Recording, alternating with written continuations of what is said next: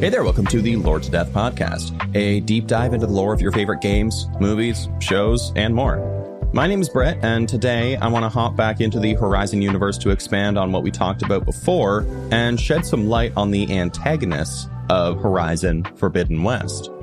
This idea came from Charlie Spring on YouTube, and first I just wanted to say thank you for dropping a comment. I really appreciate it, and it really helps me a lot. Secondly, they asked about my thoughts on the upcoming Horizon TV show that's in development. And while I responded to their comment on YouTube already, I think it's a compelling question, and I wanted to share my thoughts here as well. So, what do I think about the upcoming Horizon TV show? If you had asked me the same question about a week before writing the episode, I would have given you the exact same answer that I gave for about every video game to big screen adaptation, and that would be, I'm interested, but withholding expectations. This is because you probably know the history of video game to big screen adaptations is lacking, to say the least.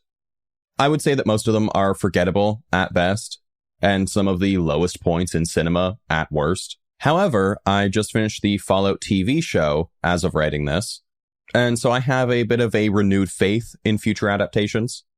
With the success of shows like The Last of Us, Fallout, and special mention to Ella Purnell's other video game adaptation, League of Legends Arcane, I think it's safe to say that people are finally realizing that we can make good video game adaptations if they stay true to what made the original series so special. And maybe if they stop trying to just use video games as a cash cow, they can make good things. I think the same goes for just making video games in general. I still think that it goes without saying that I'm going to subvert my expectations until something more official comes out, but I'm relatively excited for what they come up for with the show. I think that the Horizon universe is extremely compelling, and there's a lot that they could work with if they choose to just follow the story of the games. But until we have more information, that's all I really have to say on that. So, like I mentioned, we're hopping back into the world of Horizon for this episode.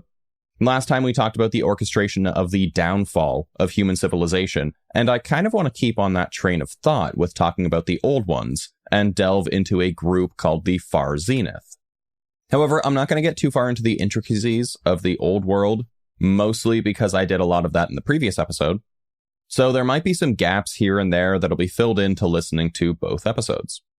I do want to mention, however, that there are going to be major spoilers for both Horizon games in this episode, considering that we're going to be talking about people who are directly involved in the plot of both. So, if you haven't played both games, then I would definitely recommend putting this one on the back burner until you do. But I've given you your warning, and with that being said, let's just get right into it. So, who is Far Zenith? Far Zenith is described as a think tank organization, and if you don't know what that is, then here's a very brief rundown of that phrase. A think tank is a research institute that performs research and advocacy concerning topics such as social policy, political strategy, economics, military, technology, culture, pretty much anything. In short, it's a body of experts who are there to advise on matters of their expertise to solve problems for governing bodies, mostly. And actually, the podcast Behind the Bastards, the one that I have drawn so much inspiration from for this podcast, just did a really great episode on think tanks, and I think it was incredibly informative. I had no idea that there was that much to think tanks, but if you're interested in think tanks, go and check them out. It was a really great series. So the Far Zenith group was basically a think tank that existed to try to come up with a solution for the end of the world and the continuation of humanity in parallel to Elizabeth Sobeck's Zero Dawn initiative. They were a consortium of about 77 of the world's wealthiest people whose identities were almost all kept secret. The one exception being their spokesperson, Oswald Dalgard, who was the CEO of the world's most popular holofilm sharing service. And holofilms, I don't think I have to explain it, but it would just be holographic films. So if I'm not mistaken, he was the proprietor of like FaceTime, but with holograms kind of thing. And in the games, when we have virtual tourists for different tourist functions, he was the person who made all of those as well. So while they were working on a solution for Armageddon, they weren't directly competing with Zero Dawn, but rather trying to offer an alternative as a just in case. The alternative that they came up with to try to save the world, and what their public goal was to extend humanity's reach to the stars with a project called Odyssey. Odyssey, as you might expect, was a colony ship that would go through space until they found a suitable planet for humans to live on. However, the project wasn't created by Zenith. The Odyssey was started by a multinational government coalition composed of the US, China, India, Japan, and the Western European Alliance in March of 2041. The Odyssey project was started in response to the climate crisis, which was well underway by this point, as Project Firebreak was started in this decade as well. The project would go on over the next 16 years or so, and the beginnings of a colony ship would be created in orbit around Earth. And that just kind of gives you an idea of the scale of the project, is that it couldn't be created on Earth, it had to be created in orbit. However, on July 7th, 2057, development came to a grinding halt when the coalition started to bicker and fuss about financial and labor conflicts. And what was built already was abandoned in orbit. 4 years later, on February 28th, 2061, Zenith announced their intention of reclaiming the Odyssey project and began funding the project themselves. Zenith was funding the project, and progress was made pretty steadily over the next few years until the Pharaoh Plague became public knowledge and Zero Dawn commenced development in late 2064, about 3.5 years after they initially took the project on, at which point they started to really ramp up production in an attempt to get it off the ground, so to speak, and make sure that it was ready as soon as possible, with death looming literally right around the corner. While Zero Dawn would be seen as the be-all end-all solution, the Odyssey was seen as the closest other solution to saving at least a portion of humanity. Thus, they were allowed to continue their funding instead of having it being diverted to Zero Dawn, as a lot of people's money ended up being funneled to. And because it was seen as an actually viable option, Elizabeth's own AI, an alpha version of Apollo, which is the AI subroutine of Gaia that was in charge of archiving the history of Earth and teaching it to the next generation after Zero Dawn, was put on the colony ship in exchange for their ectogenic chamber technology. So the Odyssey had Apollo, the chambers, along with storage for at least 200,000 zygotes and seeds and amenities for a crew of up to 70 people. So it was a far cry from saving humanity, but it was a decent shot at saving a few of them that might be able to find a colony elsewhere. The ectogenic chambers that I just mentioned were crucial for a spacefaring colony. They were essentially pods that a person would step into and assumedly enter a state of deep sleep and were fed nutrients, hormones, and other necessary means for survival until they were woken up. It was basically what we think of as like a cryogenic chamber, but I don't think it was actually cryogenic. The point was basically for them to be able to skip over several years of space travel in the blink of an eye and maintain their health while doing so. And it was actually these chambers developed by the Zenith that were instrumental in creating the Eleuthia cradle facilities for the Zero Dawn project. So the Zenith supplied those chambers to Zero Dawn. However, the chambers weren't given to Zero Dawn out of good faith, but rather so they could undermine the project and attempt to steal technology for their own purposes for the Odyssey. In exchange for the chambers, Zenith was already getting an alpha version of the Apollo AI, but before the deal was finished, they made an attempt to steal the entirety of Gaia so they could have one aboard their colony ship, which is a pretty scummy move, and really goes to show what the Zenith is all about. Elizabeth Sobek, with the help of Travis Tate, caught wind of Zenith's plot before they were able to get anything from them. And they were able to set up a fake Gaia that Zenith would download instead, and they called that a logic bomb, which is really to say it was a giant middle finger to Zenith for trying to steal Gaia. After this incident, Elizabeth didn't want to give Zenith anything, not even Apollo, and I think that's entirely reasonable. She was giving them something to help them out, but in turn they tried to undermine her and steal everything that she'd been working for. But one of the Zenith members, Tilda Vandermeer, reached out to her in an attempt to reconcile. Elizabeth was initially firmly on the side of, you tried to steal Gaia, so you get nothing, but was convinced when Tilda prodded at Elizabeth's soft spot, which was realistically humanity and something else that we'll get into a little bit later. And this was really enough for Elizabeth to fork over a copy of Apollo, but she absolutely refused to give them anything else or have contact with them past that. And honestly, again, fair enough. You don't bite the hand that feeds you and expect to continue to get treats. So again, these are the kinds of people that the members of Zenith are. They have a very good public face, but they are morally questionable people. And to drive that nail further into the coffin, Because of the impending doom, Far Zenith needed more funding to get off its feet. They only had so many seats on the Odyssey, like I mentioned before, it was about 70 or so, but they continued to sell seats beyond what they could host. This meant that when the time came to take off, the higher-up members of Far Zenith would have to decide who would be more valuable and who would, and I quote, lack the skill set for future aims.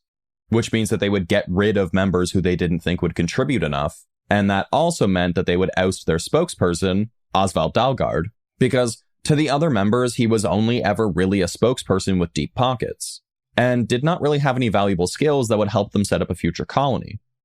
The same data point that gives us this information tells us that they knew Oswald would retaliate, and rightfully so, and that they would need to give him a proper send-off. This likely means that they ended up having him killed, given that they also talk about how he could still be their spokesperson after the fact. Because he was the one who essentially popularized holograms, there was plenty of digital information to fake his existence to the world after he was gone. And again, this goes to show the kind of people that the Far Zenith has in its think tank, the kind of people who would do anything to secure their future for their own personal gains, no matter who got hurt. And I would assume that it was the same philosophy that they used to get rid of the other members who did not meet their criteria. But Oswald is the only one who they really suggest might have actually been assassinated because of it. And even then, that's not confirmed. We're just kind of assuming that information. Who knows? Maybe they had him ground up for sausages for the flight. I don't know.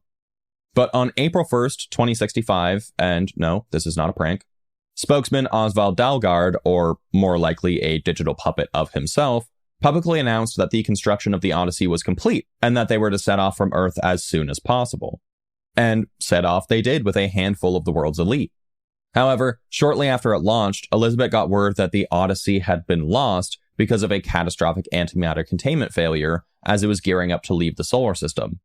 And as far as Elizabeth knew, this meant that, with the Odyssey out of the picture, Project Zero Dawn was humanity's last hope. Only that it kinda wasn't. Perhaps it was because of the skirmish between Far Zenith and Elizabeth in trying to get their hands on the Gaia AI, but the members of Far Zenith decided that they didn't want anyone following them to the Sirius system, which was their destination, in the event that Zero Dawn succeeded and more colony ships were able to be created in the future. The data sent back to Earth about a failure and the loss of the Odyssey and everyone on board was falsified. And the crew was operating just fine as they slipped into their ectogenic chambers and prepared for the long journey ahead.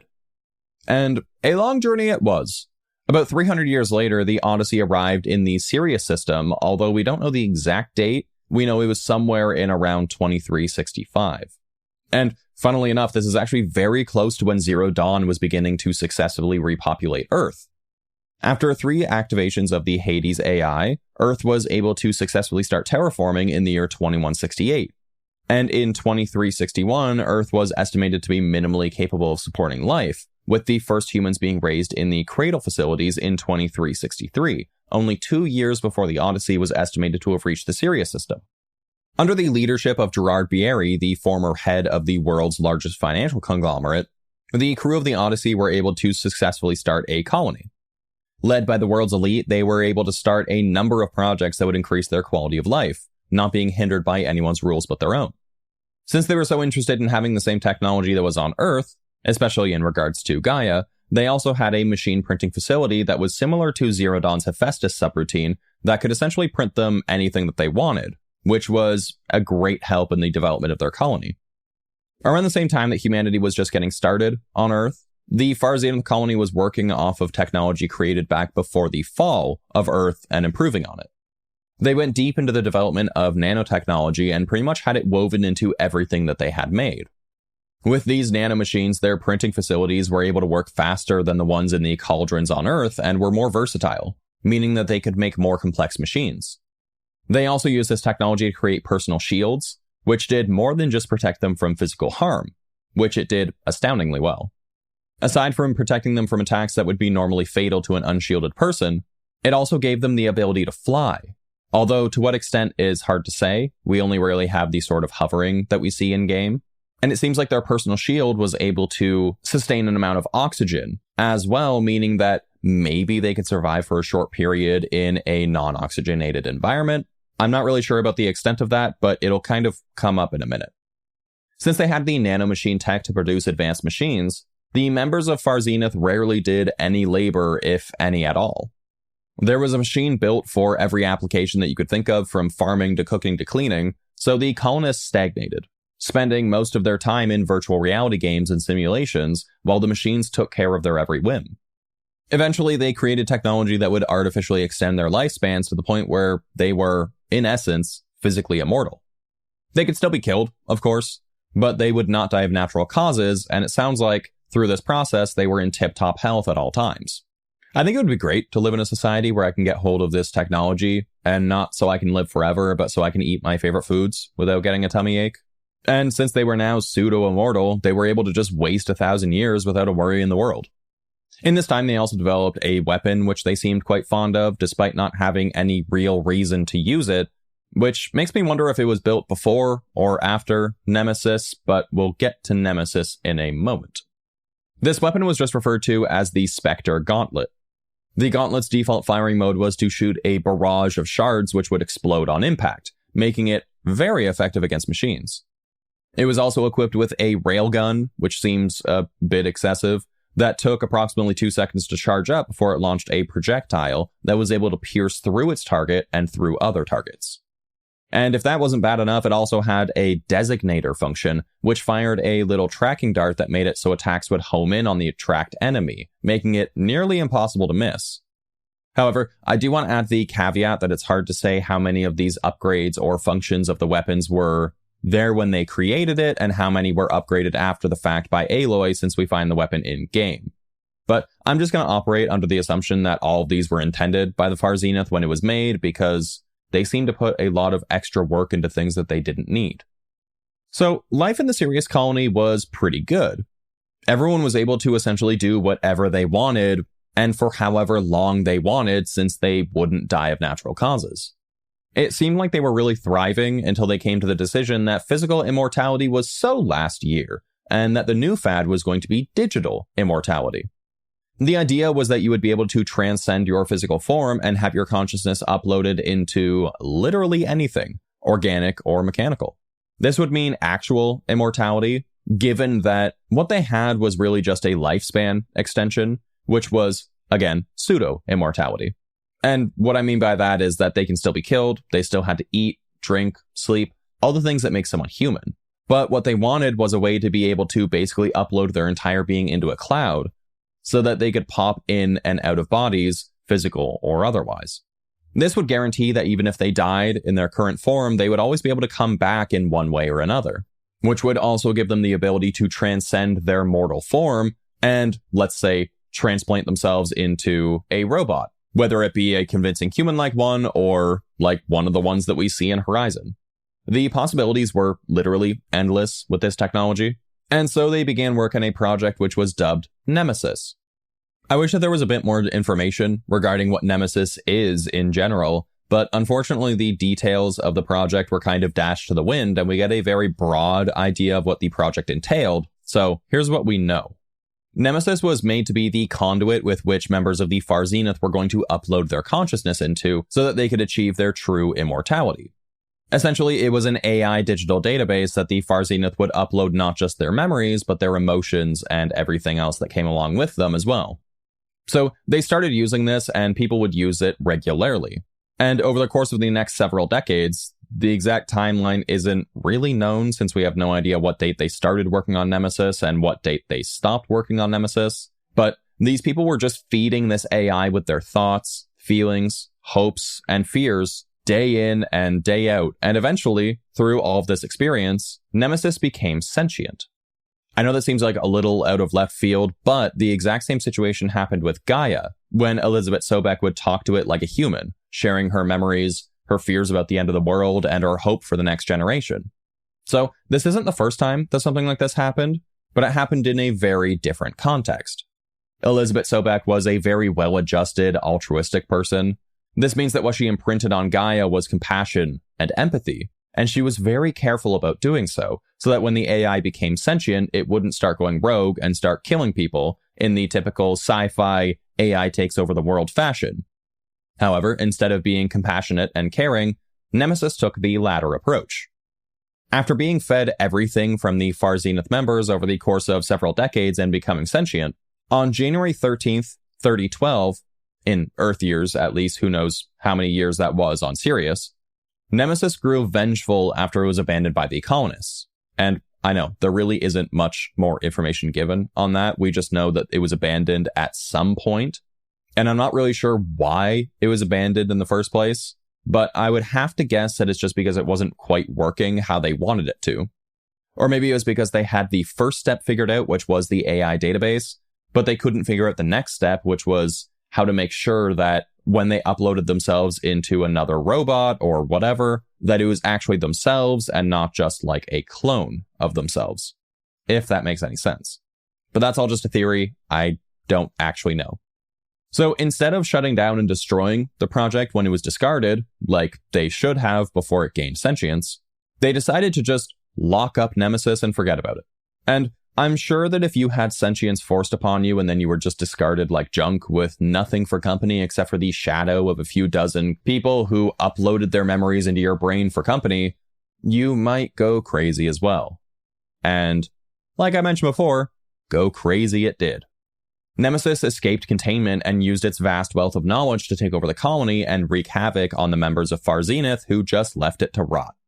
Nemesis started hacking into their systems to start printing machines that would help destroy the facility, which fell in a matter of hours. And Nemesis didn't want to just destroy their colony, but the colonists along with it. The machines that it created started to hunt down the Far Zenith members while Nemesis got creative with murder and would lock people in airlocks and then vent the oxygen, or hack into their personal shields and suffocate them. And that's what I was talking about with the nanomachine shield, where it seems like it does have some sort of like airlock capabilities, since clearly Nemesis was able to basically vent the oxygen from their shields or lock their shields to a point where oxygen couldn't get in. So that makes me wonder if the reverse was possible, where it could keep oxygen in for a short period of time so they could exist in a space without oxygen. But I don't know that, and that is me just thinking. So, unfortunately, the members of Far Zenith were basically forced to find a way off the planet.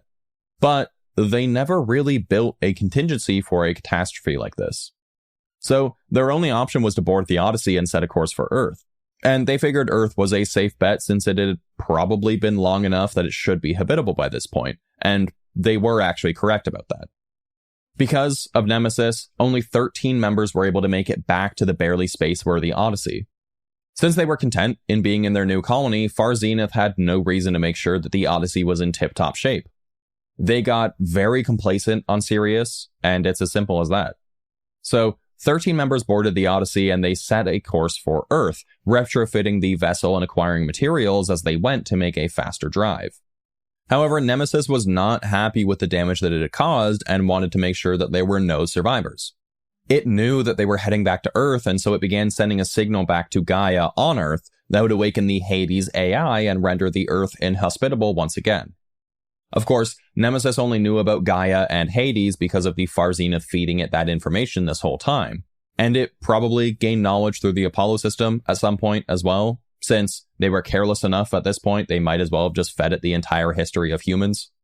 But through the digital copies it had of each Far Zenith member, it was able to anticipate their actions before they had decided what they were going to do, so it was always one step ahead of them. The signal that Nemesis sent out to Hades was successful, but because of the 8.6 light-year distance between Earth and Sirius, it had to continue sending that signal for the next 17 or 18 years straight until it eventually got a signal back from Hades. And if this all sounds familiar, that's because this is the event that triggered the events of Horizon Zero Dawn on August 26th, 3020. This signal would trigger Hades to begin the reset protocol, which would torch Earth, which, at this point, was successfully hosting a new generation of humans. But that's not all. An unintended side effect of the signal to Hades was that all of Gaia's subroutines went rogue, turning into self-aware identities who were never supposed to be able to think for themselves without the help of Gaia. Gaia, as a result of losing all of their subroutines, also went rogue, and, like I said, began the subsequent events of Horizon Zero Dawn. In the meantime, the surviving members of Far Zenith were heading back to Earth.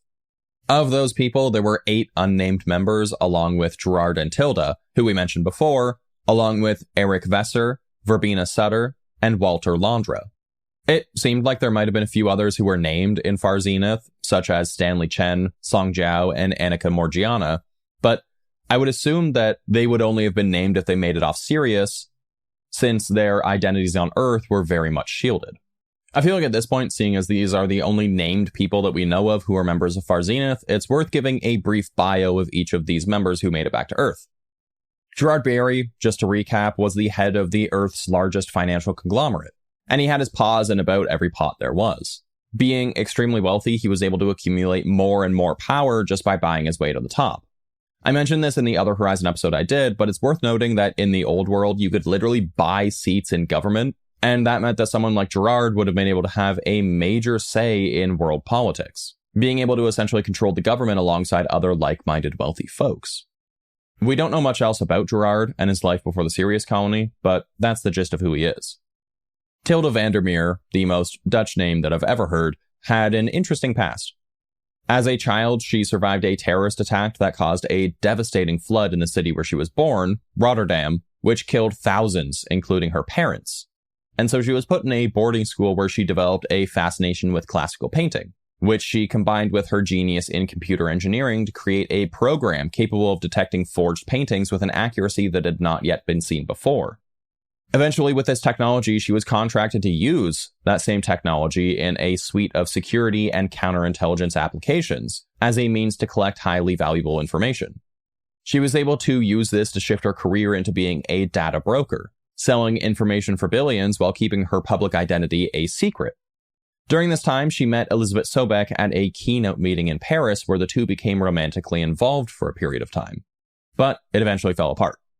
It's because of this relationship that Tilda was able to barter for the Apollo AI after the incident where the Far Zenith tried to steal Gaia. I don't think that anyone else would have been able to come out of that meeting with anything, but Tilda was able to play on Elizabeth's emotions and get something in return. Eric Visser was the enforcer amongst the Far Zenith members. Back on Earth, he founded a private military company, First Imperator. Even when humanity decided that they were going to replace human militaries with automatons, the First Imperators were able to keep their jobs by essentially becoming a group of hired assassins, and Eric was personally involved in many of their jobs. Their entire shtick was that while automatons were great, they lacked a personal touch which the First Imperator could give, and they were regarded as a group of merciless cutthroats. He spent much of his time on the Sirius colony in virtual reality simulations where he would play through violent scenarios to appease his bloodlust, which grew over time due to his dissatisfaction with killing things in VR, as he longed to experience it firsthand once again. So, he was a little bit of a loose cannon. Walter Landra was a pioneer in aerospace mining, and was the CEO of a company called Heaven. Heaven made their name by stripping an asteroid named Ophelia of 4 tons of precious metals, making them the most sought-after dealer of precious metals on Earth, which was huge when automatons replaced everything because Heaven supplied plenty of the resources that were needed to make the robots and batteries that powered them. Out of the money that he made from Heaven, he was able to create Landro Productions, which was a production company involved with all sorts of multimedia functions, including a hit sci-fi series. This effectively made him a celebrity, which meant that he was funneling in money from both Heaven and Hollywood, which gave him ample room to get on the Odyssey when it set off. Verbena Sutter was a Nepo baby, and I wish there was more to her, but that's all she is. She inherited her vast wealth from her father, who made his billions in the luxury holo tourism industry. Verbena didn't take up the family business, but she lived as an influencer, to which she described her career as a life designer. By the age of 24, she had been engaged 17 different times, granting her the title of Most Eligible Bachelorette. And you might be wondering, if there were too few seats on the Odyssey and they had to weigh everyone based on their value to the future of humanity, then why did Verbena get chosen? And the answer is relatively simple. Cash is king. She was maybe the only one aboard the Odyssey who didn't have any practical skills that would benefit society as a whole, but made her way on because of her father's immeasurable wealth. So despite the collusion amongst the Far Zenith members, she was able to buy her way into his seat. So that's the surviving members of Far Zenith that were aboard the Odyssey, and they were soaring back to Earth with Nemesis doing their best to make sure that they didn't have a home to return to. AI Brett here to make a quick clarification since real Brett is a silly fellow. These members, Gerard, Tilda, Eric, Walter, and Verbena, were just 5 of the 13 members of Zenith who were able to escape that actually made it back to Earth. There were 8 other members whose identities we aren't sure of. I'm sure that these people were probably killed by Eric on the ride back to Earth at some point for being insubordinate or just getting in his way, but I'm not sure that we will ever know that for sure. Anyways, back to the inferior Brett. At some point, it seemed like they realized that Nemesis would do anything to make sure that they would not be able to live on Earth, but that maybe they could get there before all was lost. On Earth, they could recover some biomass and technology to sustain their flight to another system where they could find a habitable planet to start over. So their goal kind of shifted from we're going to move back to Earth to Earth is just a stop on our journey so that we can get somewhere else. To this point, it was suggested that they go back to their original plan of trying to steal Gaia, or at the very least, a backup of Gaia so that they could more easily terraform a planet to be habitable. To get Gaia, however, they would need someone who could get into the Zero Dawn facilities, which were genetically locked to Elizabeth Sobek, the same reason that Aloy was able to get into all the facilities. To do this, they managed to create a clone of Elizabeth Sobek on board the Odyssey, similar to how Aloy was created, and they named her Beta. Now, I'm sure that this was very confusing for Tilda, who was Elizabeth's former lover, and now turned clone caretaker. They didn't exactly treat Beta well or keep her very well informed as to what exactly her purpose was, as the members of Zenith were kind of awful people, as you might be able to glean by this point. So instead of allowing her to roam the ship and be a normal person, they basically locked her in a room and allowed her to use the Apollo system to learn and study various topics that she would need to know in order to achieve Zenith's goals. However, her access to knowledge was very restricted so that all she could see was exactly what Zenith wanted her to see. This meant that she didn't know anything about Nemesis or why Zenith was returning to Earth or the dangers that they faced. And to the point of her being locked in a room, they didn't even show themselves in person to Beta, but rather had her raised by the Apollo AI who referred to the other members of Zenith as her benefactors, not telling her anything else and telling her that once she learned enough, she would be able to meet them in person. But despite not having any contact with the other members, Tilda tried to connect with Beta, likely because of her connection with the original Elizabeth Sobek, but she had to do so in private. So Tilda created a private channel within Apollo where Tilda gave Beta access to books, art, and they were able to talk to each other. Tilda didn't give away any personal or critical information as a way to keep plausible deniability if the channel was ever found out by the other members. This was a small act of charity to give Beta a chance to connect with someone, but ultimately when the channel was closed and they finally met in person, Tilda refused to acknowledge that what they had shared existed and acted as cold as the other members, which, again, was for the sake of deniability. It was an unfortunate but necessary evil given that Eric would have likely just killed Tilda for stepping the slightest bit out of line. He was extremely bloodthirsty and it would not surprise me. And so the other members of Zenith drifted back to Earth for several years. Like I mentioned, they set off in the year 3012 and it took them until about 3041 to touch down on Earth, so it took them about 29 years to get there. In that time, Nemesis had learned that Hades had failed to take control of the terraforming system and stopped broadcasting the signal that it had kept up all these years, and decided to make a trip to Earth itself to personally kickstart the process and finish off the Zenith. It did this the same way that it transmitted a signal to Hades in the first place. But instead of transmitting a signal that would get Hades to do something, it basically just transmitted itself to something on Earth. It's a little confusing, and I wish it was a bit better explained, but that's all we really have. When the Zenith eventually touched down on Earth with Beta to take control of Gaia, they also began funneling raw materials up to the Odyssey to prepare for their voyage to an uncharted planet where they would find a new beginning. This is also where the events of Horizon Forbidden West begin. Or roughly, anyways. And this is where I get a bit divided on whether or not I want to continue the episode or just make another that's dedicated to the events of the game or both of the games. There's quite a bit more that happens with the members of Zenith, but if I only talked about the Zenith without the context of the rest of the plot of the game, there's going to be a lot of missing information. While they are considered the main antagonist of the game, or at least one of them, there's so much else that happens not only in Forbidden West, but Zero Dawn that are relevant to telling the story of the Zenith, and I feel like it's an injustice just to talk about that one portion.